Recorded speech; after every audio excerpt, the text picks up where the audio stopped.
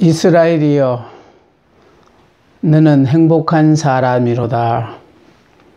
아멘. 오늘은 출애굽기 21장 1절로부터 6절의 말씀을 통하여 송곳으로 뚫은 기라는 제목으로 은혜를 받고자 합니다. 본문은 이렇게 명시하고 있습니다. 21장 1절요. 내가 내 백성 앞에 세울 법규는 이러하니라.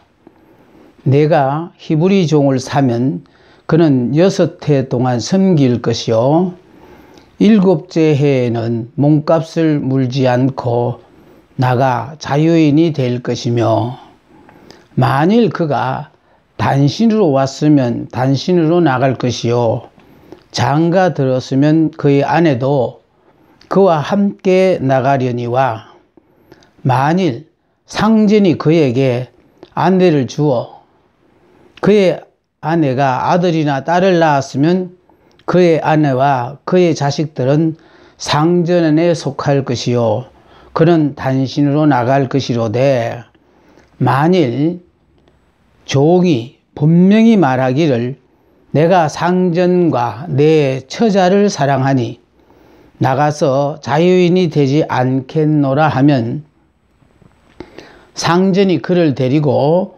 재판장에게로 갈 것이요 또 그를 문이나 문술주 앞으로 데리고 가서 그것에다가 송곳으로 그의 길을 뚫을 것이라. 그는 종신토록 그 상전을 섬기리라. 아멘. 이스라엘이여, 너는 행복한 사람이로다. 오늘 본문은 히브리인 남자 종에 관한 율례입니다. 히브리인 중에서 노예가 되는 경우는 몇 가지가 있는데, 첫째, 노예의 자녀는 자기 의사와는 상관없이 무조건 노예가 됩니다. 두 번째는 가난이 유죄라 그 부모가 자식을 팔거나 스스로 팔려가는 경우에도 노예가 됩니다. 세 번째의 경우는 자기가 저지른 죄 때문에 법관에 의해서 팔려온 경우도 있습니다.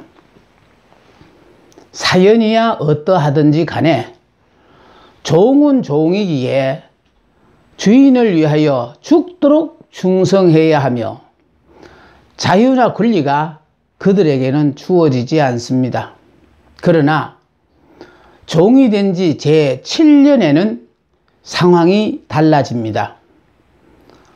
물론 6년간은 주인의 명령에 따라야 하며 온갖 수모와 고통을 감내해야 합니다. 뼈가 부러지도록 일하면서도 자기 소유라고는 하나도 없으니 제7년이 되면 자유로운 몸이 될 수 있기 때문에 본의 아니게 종이 된 자나 종의 신분의 환멸을 느끼는 자는 손꼽아 이날만을 학수고대하는데, 그 중에는 이런 해방의 날에도 기쁨은커녕 스스로 자유를 포기하고 권력의 노예 자리에 머무르는 사람이 있다는 것입니다. 나는 결코 주인님을 떠나지 않겠습니다 하고 눈물 흘린 소원이 있다는 것입니다. 도대체 어떤 노예들이 주인을 계속 섬기기로 마음의 결정을 내렸을까요? 그것도 응분의 인간적 대우를 보장받으며 자기의 소신껏 살아갈 수 있는 처지도 아닌데도 불구하고 노예의 신분으로 계속하여 섬기겠다는 의도에는 두 가지 큰 이유와 동기가 있을 수 있습니다. 하나는 주인을 너무 사랑하기 때문입니다. 주인의 인격과 사랑에 감격하여 자신의 남은 생애를 이 주인을 위해 일을 해도 그 은혜를 갚을 길이 없다고 생각한 사람들이 주인의 곁에 살겠다고 서원을 하는 것입니다. 다른 하나는 주인이 그에게 준 아내와 그로 인하여 얻은 자식을 너무너무 사랑하기 때문입니다. 히브리 남종들 가운데 처자식을 거느리고 종이 된 자는 예외입니다만 홀로단신으로 종이 된 자들 중에는 혹 상전의 긍휼하신 사랑을 덧입어서 결혼을 하게 되는 경우도 있는데, 이때 이 종은 7년 자유로운 날이 주어질 때 처와 자식은 주인의 소유이므로 상전의 집에 두고 자기 혼자만 그 집을 나가든지, 아니면 주인이 그에게 준 아내와 그로 인하여 얻은 자식을 위하여 영원히 상전의 집에 머물며 종이 되든지 양자 간 택일에 중요한 결단을 내려야 합니다. 오늘 본문은 자발적이든 아니면 타의에 의해서든 종의 자유를 포기하고 그 주인의 곁에 남고자 했을 때에 재판관이 그 주인의 문술조와 문에 종의 길을 대고 송곳으로 길을 뚫습니다. 이것이 언약의 표시입니다. 이렇게 되면은 그 종은 죽을 때까지 그 상전을 떠나지 못합니다. 그러기 위해서 송곳으로 기꺼이 자기의 길을 뚫는 것입니다. 모든 아픔을 참아가며 복이 형한 흉터를 남기며 바보짓이라는 다른 사람들의 핀잔을 받아가면서도 그들은 자기의 길을 송곳으로 뚫음으로 주인에 대한 충절을 맹세합니다. 이는 비가 오나 눈이 오나 기분이 좋을 때나 언짢을 때나 가난할 때나 풍요로울 때나 변하지 않는 굳은 신앙의 절개를 갖고 의연히 성도의 도리를 다하는 믿음 안의 성도들을 암시하며 이미 주 안에서 새로운 피조물이 되어 보라, 이전 것은 지나갔으니 새 것이 되었도다. 나는 죽었고 그리스도만을 존귀하게 나타내는 그리스도인을 상징하며 특히 하늘 보호자를 버리시고 이 땅에 오시사 죄만 우리들을 구원하시기 위하여 친히 종의 형상을 입으신 예수님을 예표하시기도 합니다. 존경하는 동역자 여러분, 이 말씀이 첫 번째 우리에게 주는 교훈은 예수님은 죄 많은 우리들을 위하여 자신의 모든 자유를 포기하시고 친히 종의 형상을 입고 이 땅에 오셨습니다.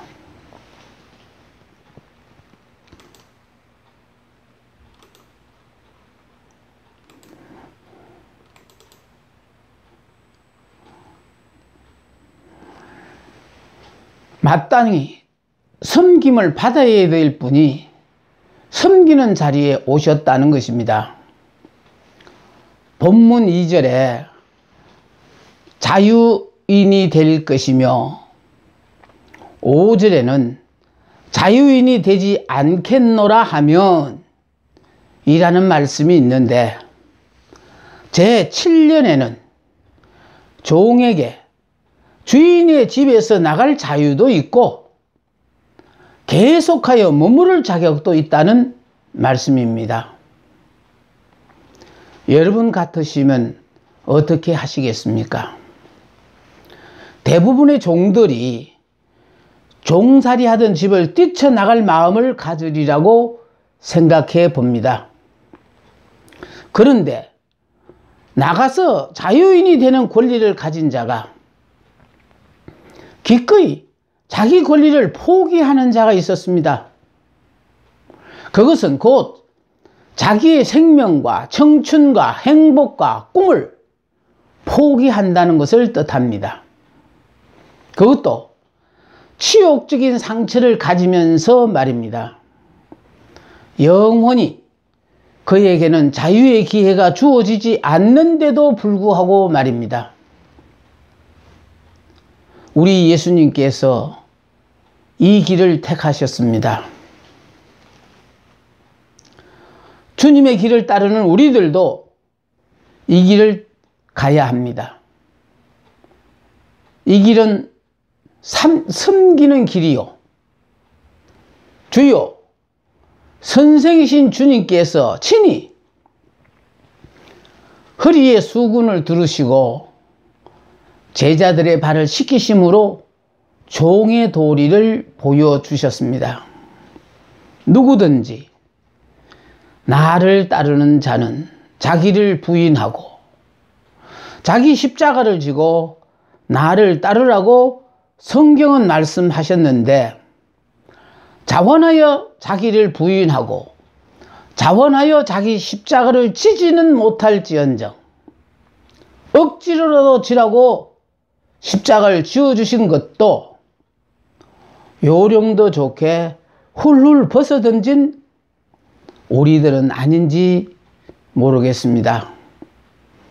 자기의 아름다움을 더하기 위해서는 멀쩡한 길을 송곳으로 뚫는 열성은 있으면서도 자신을 위하여 십자가에 못 박혀 돌아가신 그 주님을 위해서는 왜 송곳으로 길을 뚫지 못하는지 그것이 궁금합니다. 두 번째는 예수님은 자기 몸에 흔적을 가지셨습니다. 자유를 포기하는 노예는 재판장이 주인의 문과 문설주에다 그의 길을 송곳으로 뚫습니다. 그때의 고통과 수치는 말로서는 다 표현할 수가 없을 것입니다. 아니해도 되는 수치요, 고통으로 더욱 상처가 나면 보기조차 흉한 흔적이 남습니다. 그러나 어떤 히브리인은 이 길을 선택합니다. 바로 우리 주님께서 이 길을 택하셨습니다. 우리 때문에 그의 귀하신 몸에 흔적을 가지셨습니다. 높고 거룩한 보좌를 버리시고 낮고 천한 이 땅에 오셨으며 나사렛에서 천대를 받으셨고 세계의 못에 의하여 십자가에 못 박히셨고 허리에 창자국을 받으셨습니다. 이것들이 모두 우리를 구원하시려는 엄청난 사랑의 결과요, 흔적입니다. 주님을 따르는 우리들에게도 이런 흔적이 마땅히 있어야 합니다. 이런 흔적이 없는 사람들은 자기 기분이 내킬 때는 주님을 따르다가 힘이 들면 도중에 하차를 하고 맙니다. 조금은 바보스럽고 조금은 미련스러워 보이며 조금은 둔해 보이는 것이 예수를 따르는 그리스도인의 삶입니다. 바울은 자기가 사도가 된 것은 하나님께서 임명하신 것이라고 그 권위를 주장하며 예수의 흔적을 그 증거로 내세웠는데, 바울이 그토록 자랑스럽게 내세운 증거는 세상이 인정하는 자격증도 보증서도 아니었습니다. 오로지 예수 그리스도를 위하여 남보다 옥에 갇히기도 더 많이 하였고, 매도 수없이 맞았고, 3번 파선하는데 일주야를 기품에서 지냈으며 여러 번 자지 못했고 줄이며 목말라 했다는 것입니다.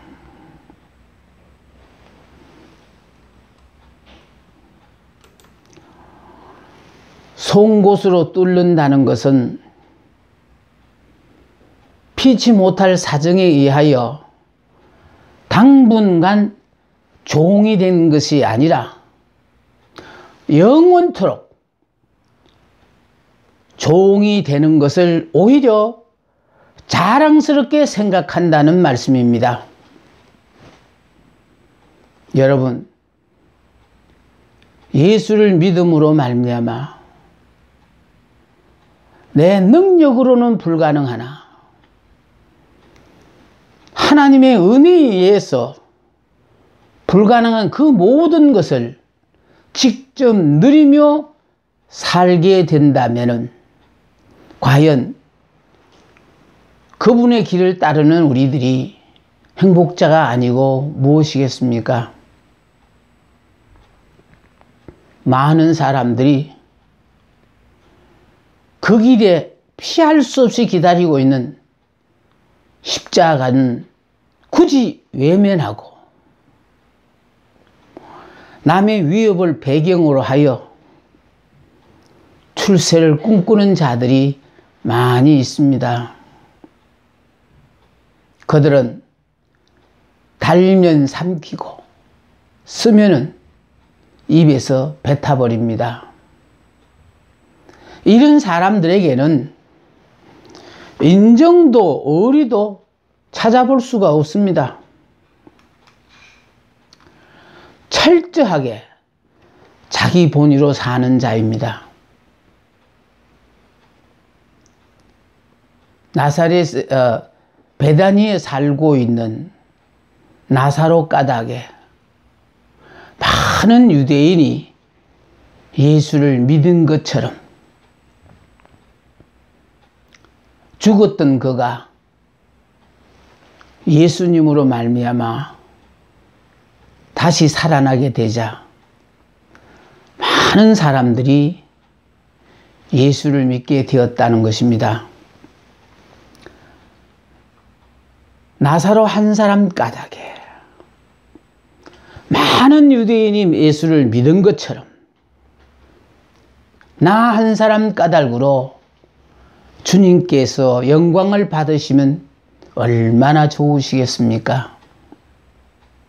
칼날 같은 내 성질로는 당장에 뒤엎어 버려야 속이 시원하고 거칠고 모난 내 성격으로는 도저히 다른 사람과 화합이라는 것이 있을 수 없을지라도 내 속에 와 계신 그리스도를 존귀하게 해드리기 위해서라도 나는 모든 것을 참으며 모든 것을 이기며 어울릴 수 있어야 하는 것입니다.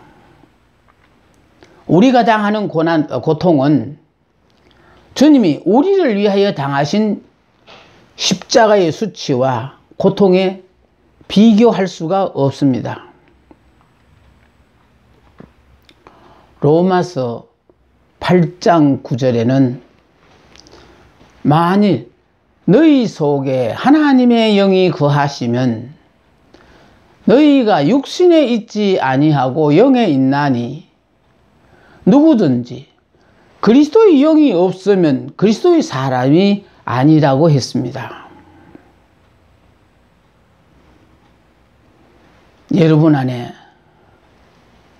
그리스도의 영이 함께하고 계십니까? 영의 사람이 되면 내 육의 몸에는 흉한 흔적이 있기 마련입니다. 영원히 씻어 버릴 수 없는 내 영상에 존재하고 있는 내가 예수를 만나지 못했을 때의 망령된 행실에 추악한 내 몰골을 기억하고 있습니다. 이것은 여러분이 절대로 잊어서는 안 되는 것입니다. 그것을 잊어버리는 날 우리는 하나님의 은혜를 배반하게 됩니다. 세대가 인정해 주지 않는 모순 속에서 생에 엉어러진 상처를 안고 살아갑니다. 바보처럼 벙어리처럼 내 남편이, 내 아내가, 내 형제가 내 마음을 알아주지 못하는데도 묵묵히 참고 나의 도리를 다 해야 하는 비참함도 있습니다. 이것이 그리스도를 위하여 문술저에 대고 송곳으로 길을 뚫은 그리스도의 종들이 살아가는 삶인 것입니다. 수도 없는 무시를 당합니다. 이것이 주님이 가신 길이요. 우리 모두가 이 길을 가야 하는 것입니다. 이 길이 바로 원수를 이기는 길이요. 실패 같지만 성공하는 길입니다. 세 번째, 예수님은 자기를 사랑하되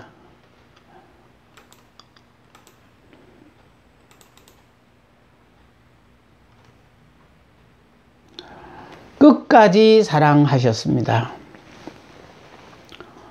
종들이 왜 주인을 떠나지 않겠다고 하는지 아셔야 합니다.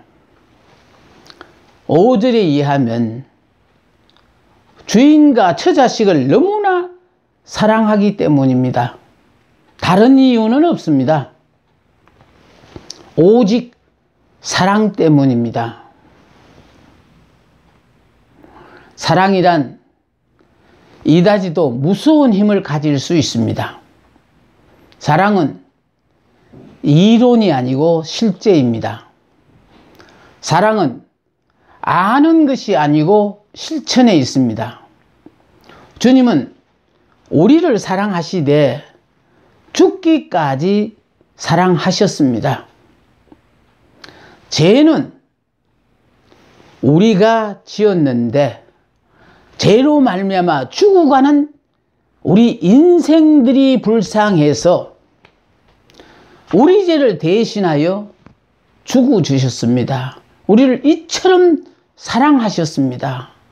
여러분이 이 사랑을 깨닫게 되어진다면 정말 우리 남은 생애를 전적으로 그 주님을 위하여 몸바쳐 충성되이 살아야 되겠다는 다짐이 자신도 모르게 나오게 되어집니다. 주님은 자기 사람을 사랑하되 끝까지 사랑하셨습니다. 주님의 그 사랑을 본받아서 우리가 하나님의 자녀라면은, 그분의 제자라면은 그분으로 말미암아 영원히 죽을 수밖에 없었는데 이렇게 다시 살게 된 이 삶이 이게 덤으로 사는 삶이거든요. 그럼 덤으로 사는 삶은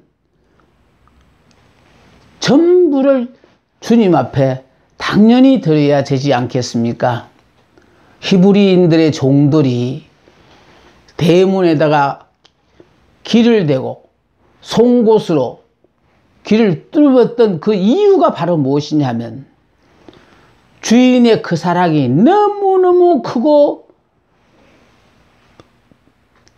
감격했기 때문에 평생을 두고도 이 은혜를 다 갚을 수 없다고 생각했기에 자원하여 송곳으로 길을 뚫었습니다. 우리들도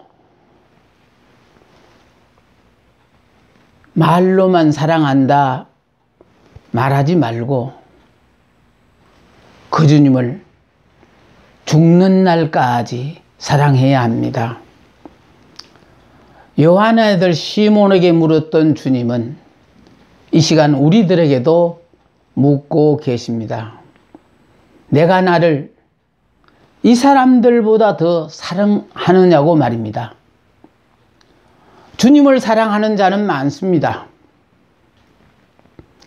가룟 유다도 주님을 사랑했고 베드로도 주님을 사랑했으며 우리 모두가 주님을 사랑합니다.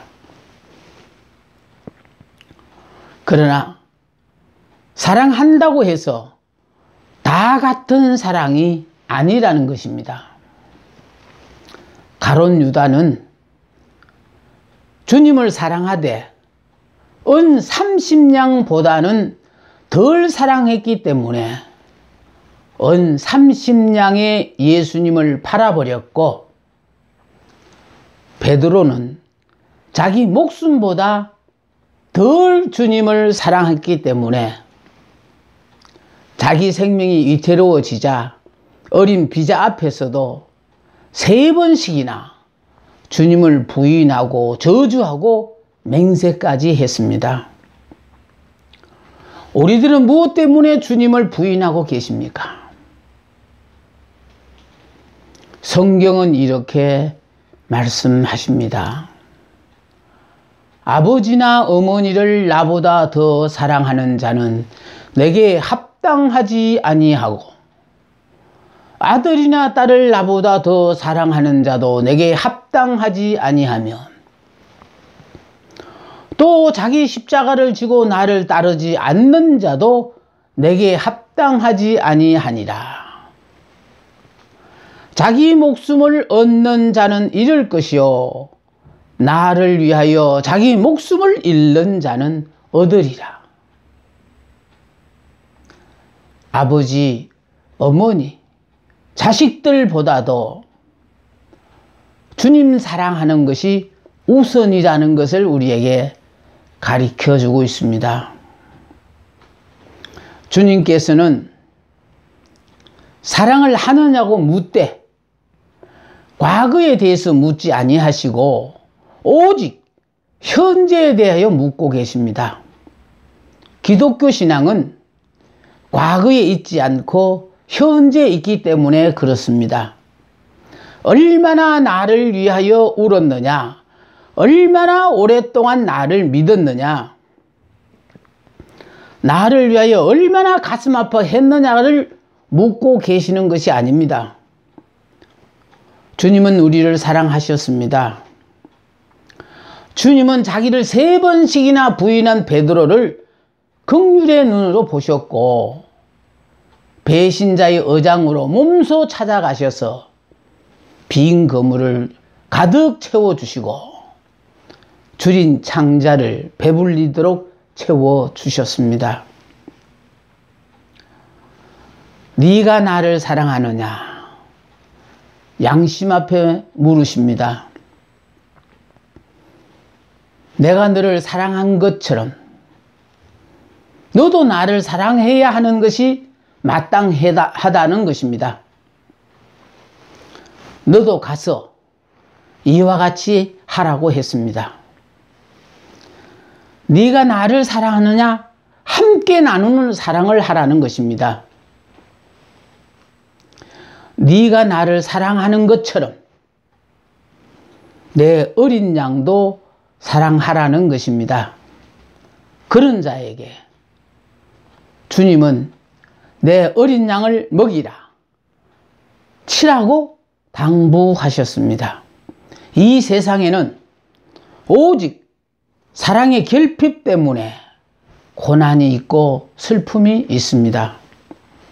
사랑 앞에는 진실과 의와 겸손이 있으며 사랑에는 순종이 따르고 사랑에는 놀라운 능력도 따르기 마련입니다.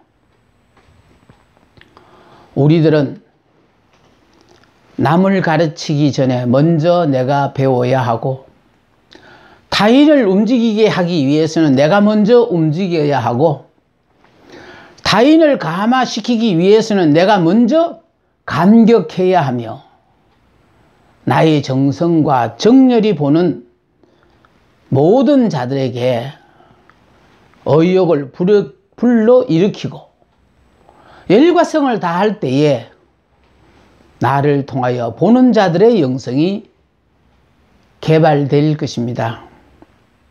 비록 이름 없고 빚없이 살다 간다 할지라도 사랑과 이해와 봉사와 헌신으로 점철된 우리의 일생이 십자가 밑에 공손히 바쳐지는 생애가 되어야 될 줄로 믿습니다. 몸 밖에 드릴 것이 없어서 이 몸을 바친다는 신앙의 고백이 우리 모두의 고백이 되기를 바라면서 인간을 대화의 관계에서 모색했던 마틴 후브가 하나님 앞에 부르짖었던 귀한 말씀으로 이 시간을 마치려고 합니다. 너는 나를 주라 하면서도 믿지도 아니하며 너는 나를 사랑한다 하면서도 나를 사랑하지도 아니하며 너는 나를 전능자라 하면서도 신뢰하지 아니하며 너는 나를 찬양한다 하면서도 나를 기쁘게도 아니하며